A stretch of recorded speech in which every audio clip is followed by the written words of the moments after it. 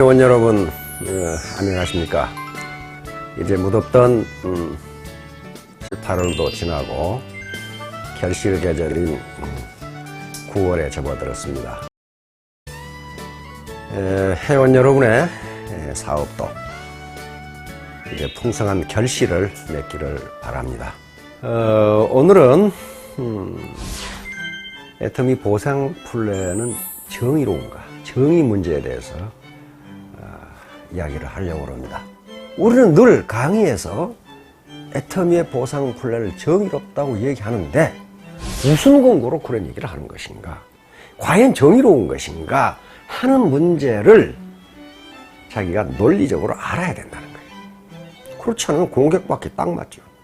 자, 인도에 어떤 강력한 왕국에 강력한 임금이 있었다고 합니다. 그 임금이 현신을 불러서, 현명한 신하를 불러서 알고 저지르는 죄가 나쁜 거요, 모르고 저지르는 죄가 더 나쁜 거요, 이렇게 묻자 현신은 조금도 망설이지 않고 모르고 저지르는 죄가 더 나쁩니다, 이렇게 대답했어요.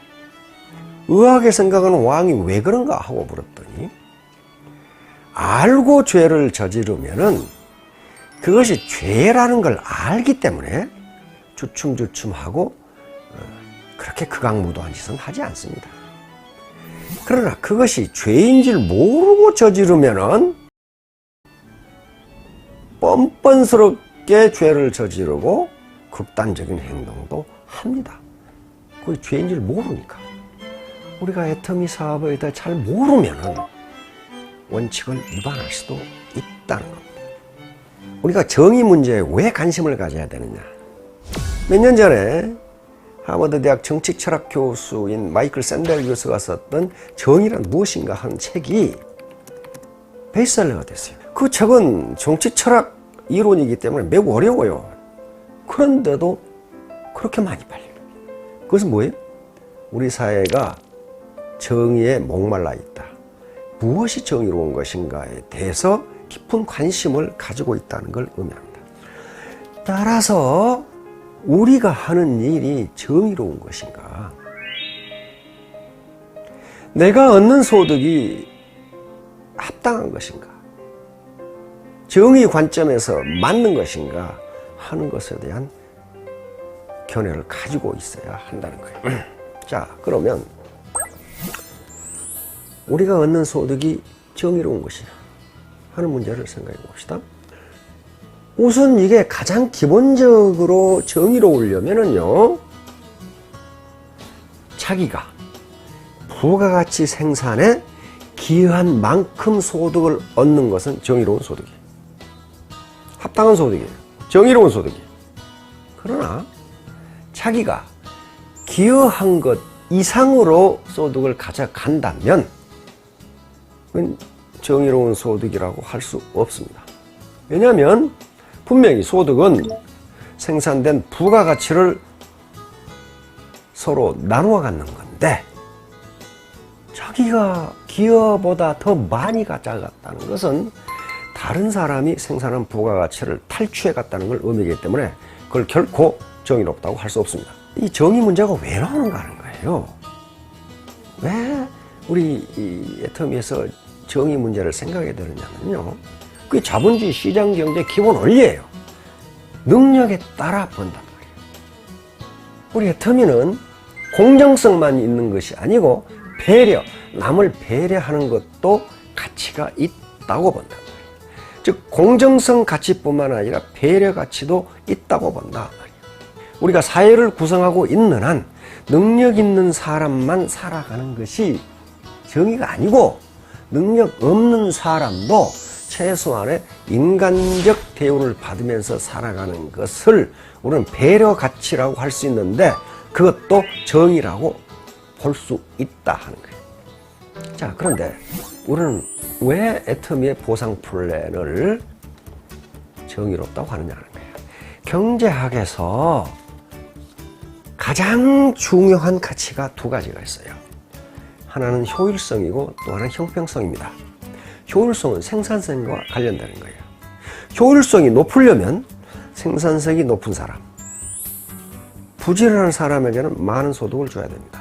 생산성이 낮은 사람, 게으른 사람은 당연히 소득을 적게 줘야죠. 부가치 배분을 적게 해야 된단 말이에요. 그러니까 효율성을 높이기 위해서는 공정성 원칙을 명확하게 지켜야 돼요. 생산성이 높건 적건 똑같이 배분해준다면 누가 일하겠어요? 따라서 효율성에만 관심을 가지면 그 회사, 그 체제는 상당히 잘 나가는 것처럼 보이게 됩니다. 그런데 형평성이라는 가치가 있어요. 형평성은 평등성과는 다른 개념입니다. 형평성은 지금도 2300년 전에 아리스토텔레스가 정의했던 형평성의 개념을 지금도 그대로 씁니다. 형평성은 사회적으로 같은 것은 같게 취급하고 다른 것은 다르게 취급한다는 것이 형평성이에요. 이게 무슨 말인가? 우리 사회에서 예를 들어 설명하겠습니다. 우리 사회에서 남녀 평등을 이야기하면 어떤 인간들은 나서가지고 왜 남녀 평등이라는데 여자는 군대 안 가냐? 여자도 병역 의무를 져야 된다. 안 그러면 평등이라고 주장하지 마라. 이런 얘기를 한단 말이에요. 절대적 평등성이라는 측면에서는 그 주장은 맞아요. 평등하지 않잖아. 그런데 형평성이라는 관점에서는 그 주장이 틀립니다. 왜? 여자와 남자는 달라요. 우선 완력면에서 다르고 여자는 출산과 육아를 해야 된다는 게 달라요. 그렇기 때문에 형평성은 다른 것을 다르게 취급하는 거예요. 그게 형평성입니다. 그것이 공정한 평등성이라고 하는 거예요. 그래서 남자가 병역 의무를 지고 여자가 병역 의무를 지지 않는 것은 평등성에는 위반되나 형평성에는 위반되지 않는다는 거예요. 그러면 어떻게 이 효율성과 평등성을 조화시킬 것이냐 하는 것이 가장 큰 문제예요. 애터미 보상 시스템은 이 효율성과 형평성을 조화시키고자 하는 노력입니다. 다시 말하면 상한선 5천만 원, 이것은 일하고자 하는 인센티브를 저해하지 않기 때문에 효율성에 큰 데미지를 주지 않는다고 보는 거예요. 아무나 5천만 원 얻을 수 있는 게 아니에요. 능력 있고 열심히 일하는 사람은 5천만 원 벌어라. 그 정도면 효율성을 침해하지 않는다고 본 거예요. 그러나 그 이상 되는 것은, 그 이상 프레시하고 떼는 것은 다른 사람들이 나눠 갖도록 해라. 자, 이런 맥락에서 우리는 애터미의 보상 플랜이 정의롭다고 하는 겁니다. 효율성과 형평성, 공정성 가치와 배려 가치를 동시에 추구하려고 하는 이념, 그 정신, 태도, 이것을 우리는 정의롭다고 본다 하는 거예요. 그러나 분명한 것은, 우리 리더들이 알아야 될 것은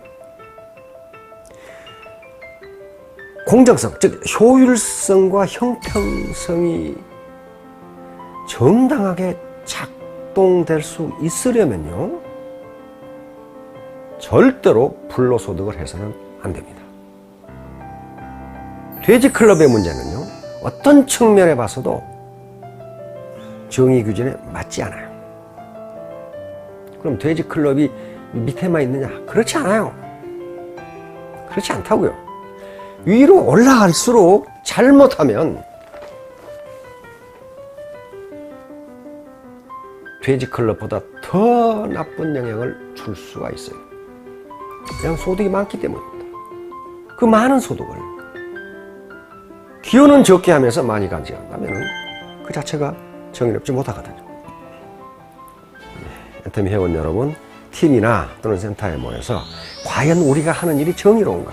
내가 얻는 소득은 정의로운 소득인가? 요걸 확신할 때만 우리는 자부심을 가지고 이 일을 할 수 있습니다. 자, 9월에 모든 회원 여러분들이 풍요로운 결실을 얻기를 바랍니다. 경청해 주셔서 감사합니다.